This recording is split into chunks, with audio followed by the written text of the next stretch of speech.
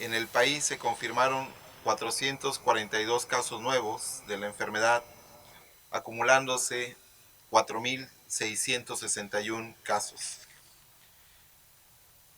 Los casos se distribuyen en todas las entidades del país y 66% de ellos han sido casos con sintomatología moderada que requiere manejo en casa, pero 34% de esos 4.661 requirieron hospitalización. Este porcentaje, por supuesto, satura, pone en dificultad a los hospitales de este país. 481 de esos 1.563 sujetos que ingresaron al hospital están en condiciones estables, pero 897, es decir, 19%, se encuentran graves y 185 requirieron ventilación mecánica invasiva. La mediana de edad en que ocurren los casos en este país es de 45 años y 58% de los 4.600 son en hombres y 42% en mujeres. Lamentablemente continúan las defunciones y el día de ayer en México se confirmaron 23, por lo que se acumulan 296 en el país para una letalidad de 6.4%. 31 entidades de la República Mexicana han confirmado defunciones. La Ciudad de México, Sinaloa, Baja California y Estado de México son las entidades con mayor volumen de muertes. Estos datos son importantes. Las 296 defunciones ocurrieron en 166 personas que están entre los 25 y 59 años. En este grupo de personas que vamos a llamar jóvenes, la letalidad es de 4.9%, es decir, 5 de cada 100 sujetos que enferman han fallecido. Pero otras 130 defunciones han ocurrido en mayores de 60 años. Y aquí el detalle es que la letalidad en este grupo es de 14%, es decir, duplica a la letalidad de los jóvenes. Los principales factores de riesgo que se asocian a las muertes por COVID son las que hemos mencionado: hipertensión, 40% de las defunciones, diabetes, 37% y obesidad, 36%. Continuamos en la fase 2 en México, aún no hemos ingresado a la fase 3. En el mundo, la Organización Mundial de la Salud ha confirmado 1.696.588 casos. Los principales países que contribuyen a este volumen son Estados Unidos en primer lugar, que tiene casi el 30% de los casos. Le sigue España, que tiene el 10%, Italia el 7%, Alemania y Francia con el 6% cada uno. En el continente americano, por supuesto que Estados Unidos es el primer país del continente. Le sigue Canadá, que tiene 25.544 casos, y Brasil, que tiene 19.368. Y este país, por supuesto, lidera a los países latinoamericanos que han reportado casos, que son 33. Después de Brasil, en Latinoamérica siguen Ecuador, que tiene 7.257, Chile, que tiene 6.297, Perú, que tiene 5.897, y en quinto lugar México, que tiene 4.661. A nivel mundial se han registrado ya más de 100.000 defunciones, 105.952 muertes, para una letalidad global de 6.2%. En Italia, la letalidad es de 13% en 19.470 muertes. En Estados Unidos han fallecido 18.516 sujetos para una letalidad de 4%. Y en España, el tercer país con mayor mortalidad, han fallecido 16.353 sujetos para una letalidad de 10%. En el estado de Sonora, como fue informado el día de ayer por el señor secretario de Salud del Estado, se confirmaron 3 casos nuevos de COVID, acumulando 86 de la enfermedad desde el primer caso que informamos, que fue el 16 de marzo. Lamentablemente, uno de esos 3 casos nuevos es una defunción, pero además, también con mucha pena, pero el día de ayer se sumaron otras 3 defunciones en pacientes que ya previamente habíamos informado a la comunidad y que se encontraban hospitalizadas en condiciones críticas.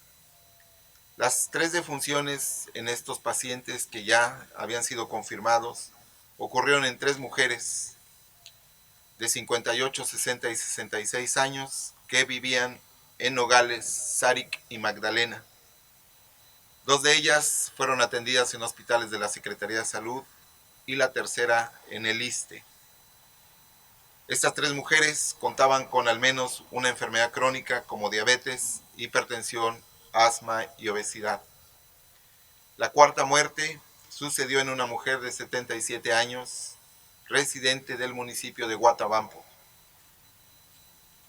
quien inició síntomas respiratorios el día 27 de marzo y tras una evolución insidiosa, progresiva, fue ingresada al Hospital General de Ciudad Obregón el 10 de abril.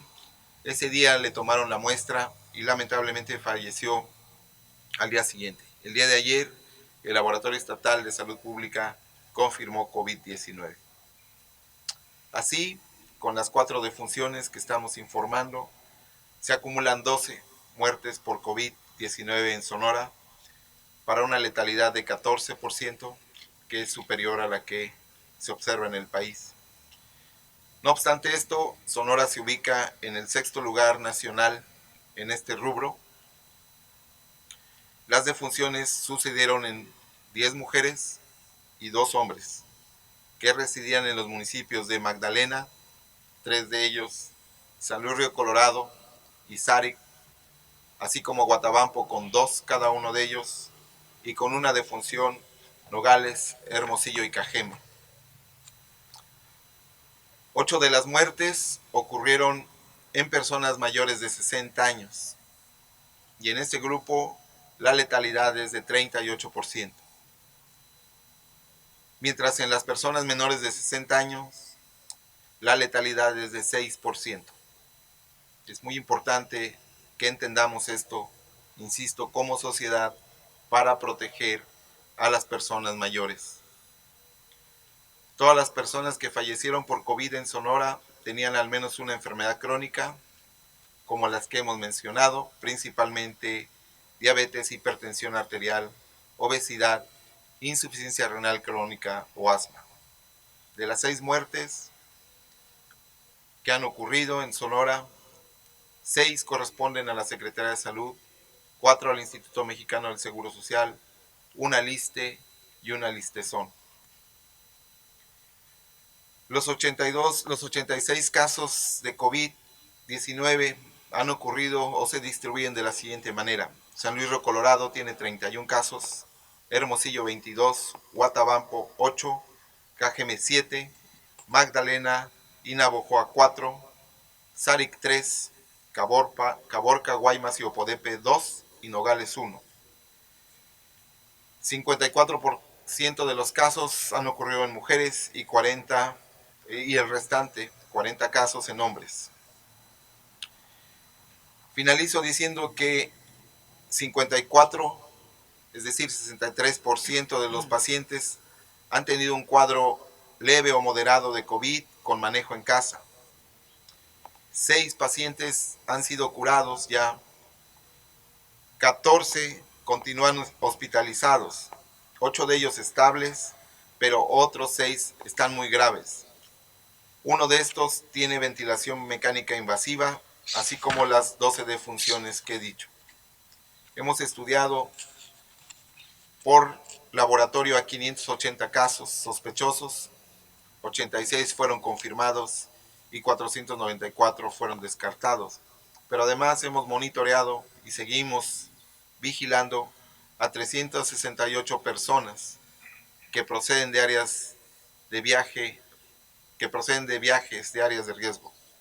189 tienen alta sanitaria y el resto están asintomáticos y bajo monitoreo diario. Finalmente, en acciones de promoción o de prevención de la enfermedad, los puntos de ingreso permanecen trabajando.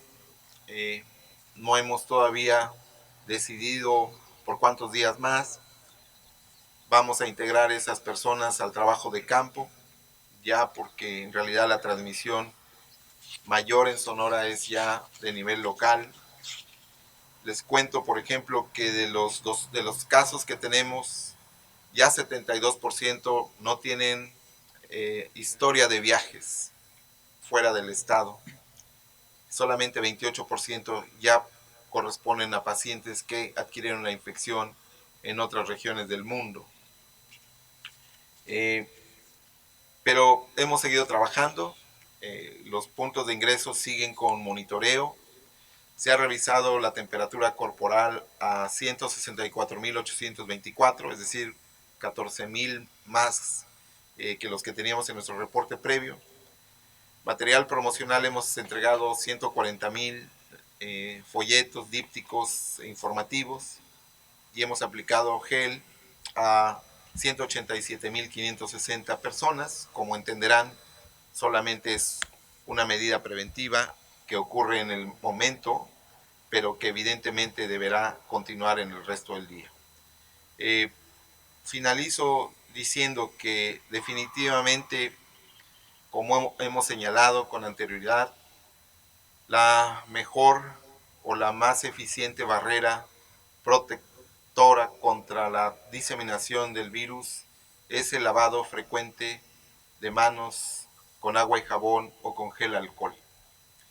Es sin duda alguna la mejor evidencia científica disponible al momento y debemos estar haciéndolo cada 30 minutos al menos para que evitemos llevar desde las superficies hacia nuestra nariz o boca los agentes microbianos, no solamente al virus COVID-19.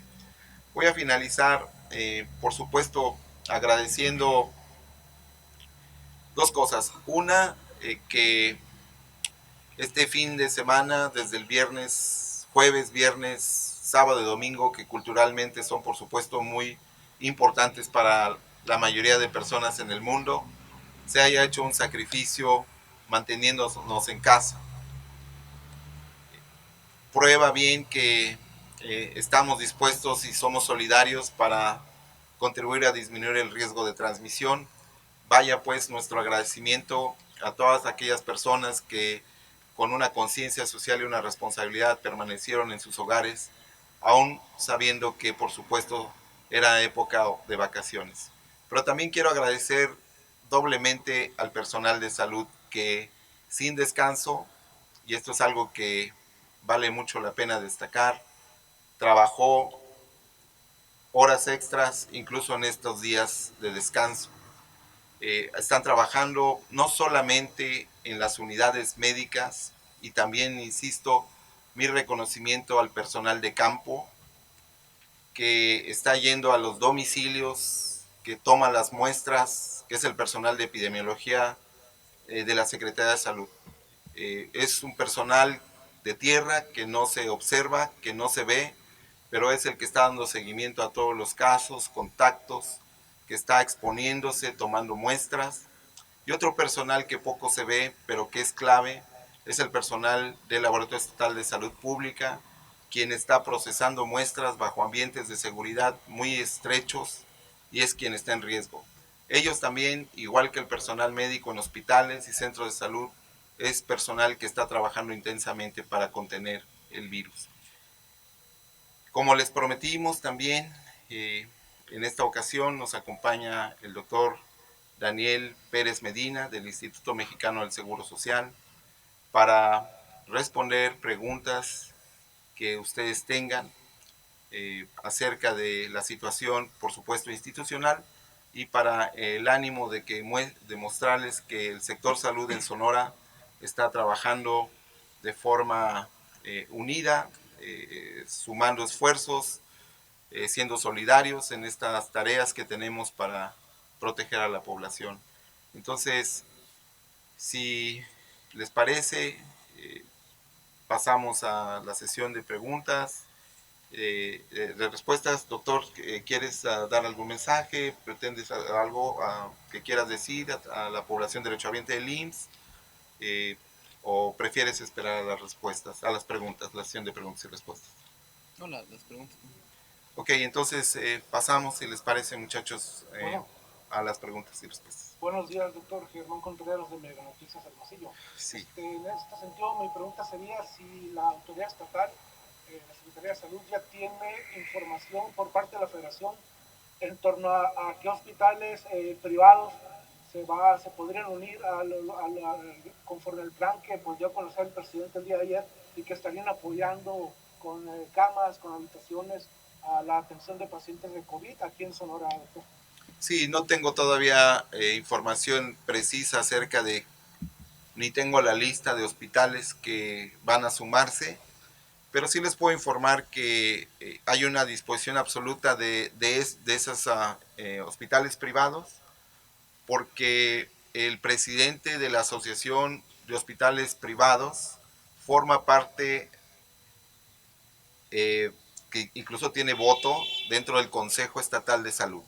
Entonces, no tengo duda en que en nuestra próxima sesión, que además quiero decirles que estamos en sesión permanente, podremos sacar esa lista de hospitales que puedan sumarse bajo ciertos esquemas que seguramente ellos estarán ahora mismo discutiendo para atender a la población que así lo requiera.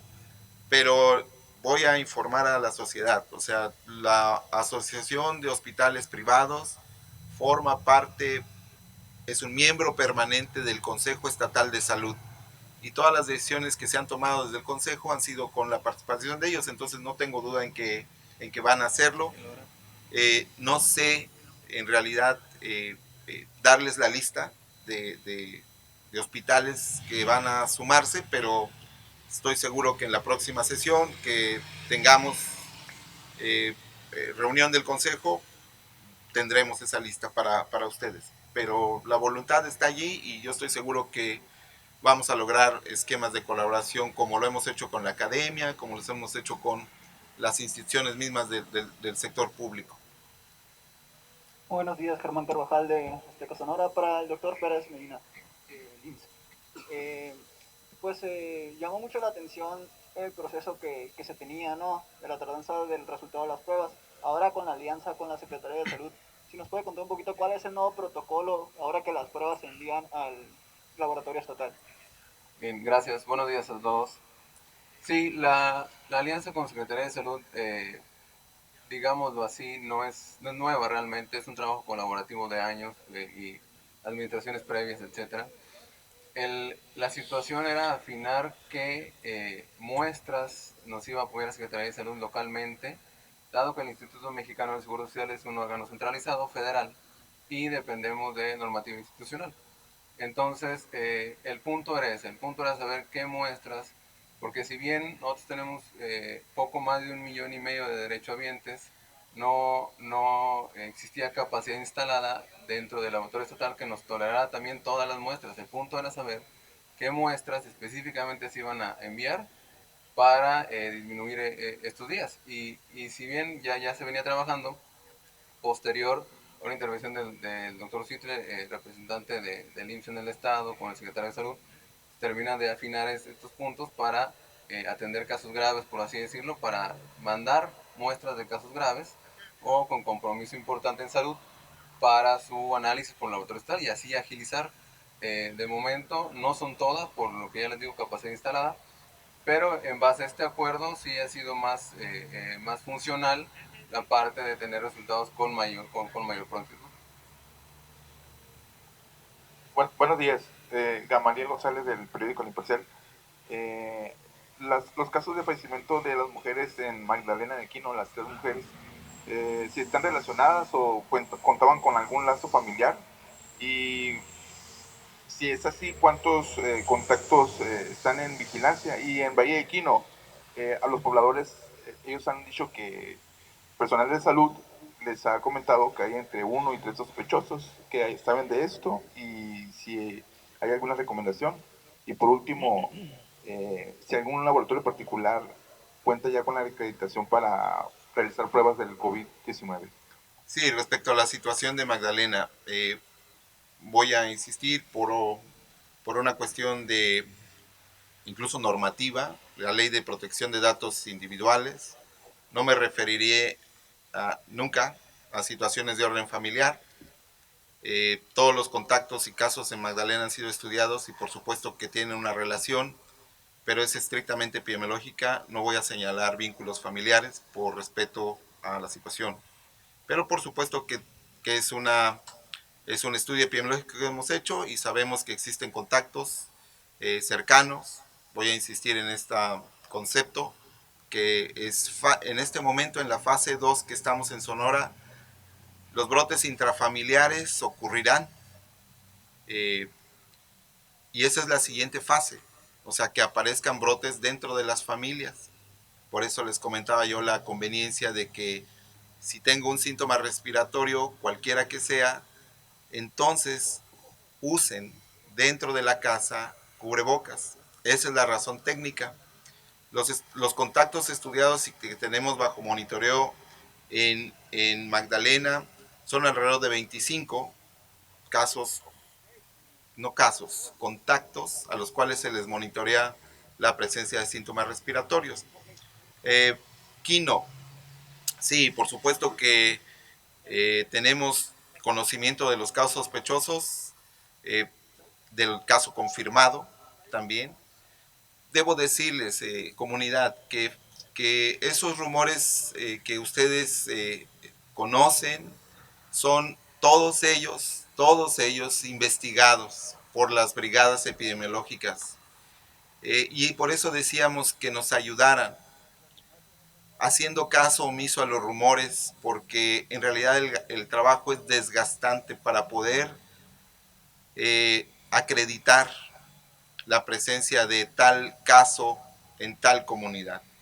Ha sido un número enorme, enorme de rumores que no tienen fundamento y que desenfocan el trabajo de los equipos de epidemiología. Ayúdenos con eso, pero en Quino por supuesto que sabemos y ya están las acciones de control, ya estamos trabajando con los equipos de la jurisdicción sanitaria 1 para poder hacer esto. La recomendación es la misma que hemos hecho con todos los pacientes. Un paciente que es confirmado debe mantenerse en casa mientras esté en condiciones apropiadas, de buena salud, que no tenga más que los síntomas de un resfriado común, debe aislarse él y sus contactos. Nosotros nos encargamos del trabajo y seguimiento de todos los contactos que son identificables. Les hemos dicho que ya es muy complejo, muy difícil seguir a todos los contactos con los cuales hubo alguna relación cada caso, pero la recomendación es global. Incluso en ausencia de COVID, o sea, si tengo un síntoma respiratorio, un cuadro de resfriado común, debo mantenerme en casa, si tengo la posibilidad de mantenerme dentro de una habitación, debo usar cubrebocas, debo lavarme las manos con más frecuencia. Sé que parece cansino, que no cambiemos el discurso, pero esas son las medidas básicas. Del trabajo de campo nosotros nos encargamos y estamos trabajando en eso. Laboratorios privados. No existen todavía en Sonora laboratorios privados acreditados. La acreditación no depende del estado de Sonora, muchachos, es importante que lo sepan. Nosotros como estado no estamos facultados para acreditar técnicamente a laboratorios, de ninguno, ni de las academias, ni de los que ofrecen servicios particulares. Esta es una facultad que solamente es derecho de la federación, del INDRE, del Instituto Nacional de Diagnóstico y Referencia Epidemiológicos. Lo que sí ha ocurrido, como les dije, son acciones sinérgicas que nos permitan detectar brotes y casos. Les voy a poner el ejemplo particular de San Luis Río Colorado. En San Luis Río Colorado, un par de laboratorios lo que están haciendo es tomar muestras de los casos que solicitan que se les tome muestra y las envían a un laboratorio acreditado. Me explico, son intermediarios para enviarlas y procesarlas en laboratorios que no están dentro de Sonora, pero que están dentro de una lista de laboratorios que se llaman auxiliares y que están acreditados para hacer el diagnóstico confirmatorio. Esos laboratorios en San Luis Río Colorado han sido útiles porque nos han ayudado a identificar casos que fueron a solicitar atención o el diagnóstico a esos laboratorios. Pero ese es el esquema que están usando algunos laboratorios privados. Aquí en Hermosillo no contamos con laboratorios acreditados, pero alguno de esos laboratorios ha establecido convenios de colaboración con la Secretaría de Salud y nos ayuda a detectar casos que después se confirman o descartan en el Laboratorio Estatal de Salud Pública. Buenos días, doctor. María José López, del periódico El Sol de Hermosillo. Para preguntarle si se tomarán medidas más estrictas en San Luis Río Colorado, debido a que pues es el lugar con mayor casos, y está continuo Mexicali, por favor. Sí, claro que sí. Bueno, las medidas más estrictas no son para San Luis Río Colorado, son para todo Sonora. Porque si bien tiene el mayor volumen de casos, nosotros en epidemiología no nos guiamos únicamente por el volumen de casos, sino cuando se hace la relación con el tamaño de una población, entonces uno puede estimar de mejor modo dónde hay más riesgo de transmisión. Y no voy a decir cuáles son esos municipios, pero hay otros municipios que tienen un mayor volumen de casos en relación a la densidad de su población. Entonces, el mensaje quisiera yo extenderlo. No es a San Luis Río Colorado, es a todo el estado. El Consejo Estatal de Salud, en sesión permanente, como les he dicho, recomendó, exhortó a otras instancias del estado a que se fortalezcan, se hagan más extensivas las recomendaciones. Ya son de dominio público. A partir de este día hay medidas más estrictas para limitar la movilidad de la población. Fue votada unánimemente el pasado viernes las recomendaciones para reforzar y hacer más estrictas las medidas para limitar la movilidad poblacional. Desde el punto de vista técnico, no olvidemos que si nos enfocamos en una comunidad en especial, Sonora va a perder la oportunidad de limitar el comportamiento de todo el estado. Lamentablemente, algunos municipios que no han tenido casos o que han tenido muy pocos, las personas no han participado con la misma solidaridad y responsabilidad que en otros ayuntamientos, en otras poblaciones. Entonces, las medidas se reforzarán, se harán más estrictas para todo el estado. El Consejo Estatal solamente puede hacer las recomendaciones y los exhortos. Otras instancias que van desde los ayuntamientos y del orden de las estatales e incluso federales establecerán los mecanismos para que esto se cumpla. Yo por mi parte, como área técnica de la Secretaría de Salud, voy a insistir, sociedad, este es el momento para poder hacer de forma proactiva algo que mitigue la diseminación de la enfermedad. No es ya posible evitar al 100% el daño. Vamos a tener casos y defunciones. Pero lo que sí podemos hacer en este momento es que si trabajamos intensamente, no vamos a tener tanto sufrimiento como si no participamos de forma responsable. No sé, la verdad, de qué forma pedirle a la comunidad que nos ayude, pero es necesario que entendamos conscientemente por qué es importante. Y es importante porque no solamente protejo mi salud, sino lo más conveniente en este momento es que yo evito que las personas con factores de riesgo vayan a sufrir. Tenemos en casa, insisto, tenemos en nuestra familia personas de la tercera edad, personas con enfermedades crónicas. Ya no lo hagas solamente por ti, hagámoslo por esos sujetos, por esas personas que queremos. Este es el momento, sociedad. Hemos hecho mucho esfuerzo, no lo tiremos por la borda. Mantengamos este paso y vamos a mitigar la transmisión de la enfermedad. Técnicamente se los garantizo, pero solamente si somos solidarios. De otra manera, la intervención no será eficaz.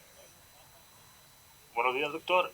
Una pregunta respecto a la fase 2, ya que entra precisamente ahora de este programa Quédate en Casa. ¿Qué va a pasar con aquellas empresas que prestan servicios de movilidad, como son los taxis, también el transporte público, como los camiones? ¿Van a seguir trabajando, ya que se había dicho que solamente una persona por vehículo? ¿Y cómo va a ser la movilidad, pues en este caso, las personas que precisamente no tienen un vehículo o no tienen quien los mueva? Bueno, recuerden que hay una serie de actividades esenciales y las actividades esenciales incluyen la transportación. Entonces, en ese sentido, por supuesto que lo que se va a solicitar son las medidas de seguridad más estrictas. En el caso de los sujetos, de las personas que manejan transporte público de cualquier naturaleza, se ha estratificado cuál es su riesgo y por supuesto que esta población está considerada como de alto riesgo. Entonces, los conductores y las personas que vayan en los taxis, por ejemplo, están en un contacto muy cercano, menor a 1 metro. Entonces, allí lo recomendable es que se pida el uso de cubrebocas durante el transcurso del viaje, que se lleve gel para que las superficies que se toquen dentro de esos vehículos sea más segura, que sea más higiénica. Pero respecto a la pregunta, es un servicio esencial el transportarse y entonces con las medidas preventivas va a continuar trabajando. Es importante que entendamos que, insisto, lo hemos dicho, estas medidas, si bien enérgicas o si bien pueden ser poco amables para algunos, en realidad técnicamente son las más apropiadas y son de carácter temporal. ¿Qué tan temporal? Dependerá de nosotros, por supuesto. Si somos más solidarios y participamos más en este momento, va a ser menos tiempo el que tengan que ser de esta naturaleza las medidas. Si lo hacemos de forma heterogénea, unos sí, otros no, unos más o menos, entonces este tiempo se va a prolongar. Y eso es importante también que lo entendamos. Doctor, sin vulnerar a las víctimas, buenos días. Sí. Desde el punto de vista epidemiológico, ¿hay una explicación del fenómeno que ocurre en San Luis Río Colorado? ¿O es un tema geográfico? ¿Cuál es la situación? Porque son bastantes los casos, casi 1/3 de los que hay en el estado. Sí, por supuesto que hay muchas variables que participan. Y eso ya lo hemos discutido con las personas de la jurisdicción 1. Definitivamente, entre 5 y 6 mil personas diariamente procedentes de Estados Unidos. Y ahí tienen esta característica, que son vecinos de 2 estados que han tenido una carga de casos importante, que es California y Arizona. Esa es la explicación más lógica dentro de la dinámica de la epidemia. El intenso intercambio de 2 estados, no solamente de uno, porque aquí, a diferencia de Nogales, por ejemplo, que tenemos el contacto con Arizona, allá San Luis tiene esto, y además, consideren también que es vecino y es mucho más cercano geográficamente e incluso en sus relaciones comerciales con Baja California. Es decir, San Luis Río Colorado tiene una dinámica muy interesante desde el punto de vista poblacional. Tiene una relación intensa con Baja California y con Arizona. Y en esa dinámica poblacional, no sé qué pienses, Daniel, pero eso es, creo, la explicación más lógica para pensar por qué una mayor proporción de población tuvo contacto inicial con personas infectadas de otras áreas con mayor riesgo como esto, como es estas regiones que he dicho. Esa es la más importante en nuestra opinión técnica, que explica por qué San Luis tiene esto. Y ahora otro factor que tiene que ver también, y es que, insisto, allá en San Luis, dos laboratorios también encontraron un esquema para poder ofrecer muestras confirmatorias, y es esta intermediación con laboratorios acreditados que están procesando muestras en México, por ejemplo. Pero sin duda, lo más importante es la vecindad con áreas geográficas como Baja California, California y el propio Arizona, que aumentaron el intercambio de población. A los casos, por supuesto que principio en las unidades, aquí el IMSS tiene una unidad que debo decirlo, no sé, doctor, si quieres explicar, pero por la situación también de la distribución administrativa es diferente. La delegación de Baja California es quien tiene a San Luis Río Colorado. Los pacientes que han sido atendidos tanto en la unidad, en el hospital de, ¿cómo se llama? De subzona, el hospital de subzona. Y el hospital general de San Luis Río Colorado son el primer punto. Si quieres ahorita me ayudas a explicar un poco lo del IMSS.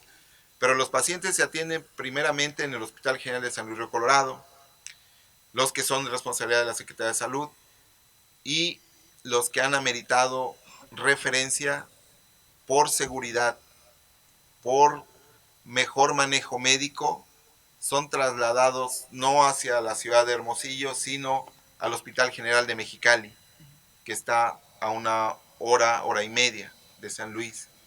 Traerlos hasta Hermosillo es más complejo desde el punto de vista médico y los pone en mayor riesgo. Por eso ese es el esquema. En el caso del IMSS, doctor, si nos explicas. Sí, bueno, regresando a la pregunta inicial, el tema de San Luis Río Colorado es un ejemplo tácito, es un ejemplo muy ligado a lo que el doctor Álvarez comenta de la circulación poblacional. Entre mayor circulación poblacional tengamos fuera de actividades esenciales, más casos vamos a tener. Es un ejemplo tal cual, y eso explica también el porcentaje elevado por ser la zona de los casos representativos en el estado. Administrativamente, el IMSS Sonora no incluye, por así decirlo, a San Luis Río Colorado, que sí lo incluye la delegación de Baja California Norte, por el mismo tema que explica el doctor Álvarez de las distancias y del traslado de pacientes, ligado a una mejor atención. Entonces, por eso, en este caso, el órgano de representación del IMSS de Sonora no incluye a ese municipio, lo cual no quiere decir que no estén atendidos o que no estén en seguimiento o que no se tenga una vinculación con Secretaría de Salud tanto de Sonora como de Baja California Norte. El doctor Daniel Pérez Medina, coordinador de información y análisis del IMSS. Gracias. Buenos días. Astrid Arellano. Buenos días, Astrid Arellano de Proyecto Puente. Para el doctor Pérez, doctor, si puede ampliarnos un poco la información acerca de la alianza entre la Secretaría de Salud y el IMSS, específicamente en el tema del laboratorio, si a lo mejor tiene algunos datos y cifras de cuántos, de la fecha que se estableció esta alianza, cuántas muestras se han mandado. Dice que el motivo es el tema de la gravedad de los casos o los que sean de calidad urgente. Sí. Más o menos, si nos puede ampliar información, no sé si tenga algún otro tipo de detalle que también nos sea útil a nosotros como medio en ese sentido. Bien, no, el tema de la alianza, por así decirlo, que les comentaba, no es nueva. Está muy ligada a la gravedad de los casos. Un caso hospitalizado son los que estamos enviando a Secretaría de Salud, sobre todo con estas comorbilidades que el doctor, diabetes, hipertensión, obesidad, incluso el tabaquismo, que es un factor de riesgo. Lo estamos enviando para acortar los días para saber su diagnóstico, lo cual no quiere decir que no estén atendidos los que no se vayan hacia allá. Pero esto está ligado para mayor prontitud en los resultados. Hemos enviado a la fecha un número aproximado de 32 muestras, con los cuales sí nos están sí nos están tardando, por así decirlo, 48, 72 horas como máximo por algunas situaciones de traslado sobre todo. Sin embargo, les digo, la alianza no es nueva y seguramente trabajaremos el resto de la contingencia esperando alguna situación de que cambie o algún cambio en el panorama epidemiológico. Nos llegan preguntas de medios de comunicación a la Dirección de Comunicación Social. Para el representante del IMSS nos dicen que la audiencia quiere saber a dónde pueden acudir los derechohabientes del IMSS y a qué teléfono llamar en caso de sospecha de COVID. Sí, la derechohabiencia puede ir a su unidad de medicina familiar o, en caso de que tenga un padecimiento clínico un poco más grave y que el dato crucial es insuficiencia respiratoria, si ya me falta el aire, es un tema que debemos de acudir al hospital. Cualquier unidad del IMSS esté equipada con ya un módulo respiratorio para que hagan una evaluación tal cual y los evalúen, tomen muestras de ser necesario o deriven a hospitalización, dependiendo del tratamiento. Ahí mismo se les instalará las medidas, el aislamiento y sobre todo la higiene de manos, que es básico. El número como tal, existe un número que es un 800 de nivel central, que lo hemos difundido en varias redes, se los dejamos aquí en la coordinación de Secretaría de Salud para que lo compartan. Sin embargo, si tienen algún síntoma es preferible que vayan a evaluación con su médico y de ahí, si la recomendación es aislarse, que acaten estos medidas. También nos preguntan que con cuántos reactivos o pruebas cuenta el IMSS para COVID-19. No, realmente el IMSS a nivel federal calculó una muestra cerca para el estado al menos, cerca de 55,000 pruebas. Lo que pasa es que es de nivel central. Nosotros tenemos que enviarlas ya sea a Ciudad de México o a Guadalajara. Y de ahí no es un tema de insuficiencia de pruebas, es un tema de traslado y de capacidad a los centros donde lo estamos enviando. Por eso es esta situación. No quiere decir que no tengamos, lo que pasa es que en el proceso tardan un poco más que hacerlas localmente en el estado. Sí, también preguntan que si cuentan con un plan de reconversión hospitalaria y con cuántos ventiladores cuentan. Dentro del IMSS contamos ya con un plan que al menos incluyen 4 unidades médicas ya en trabajos de reconversión hospitalaria. Y en el estado tenemos un total de 172 ventiladores mecánicos. Sí, por último, ¿cuántos derechohabientes tiene el IMSS en Sonora? El IMSS tiene una derechohabiencia de 1.583.000 derechohabientes más aproximadamente en el estado.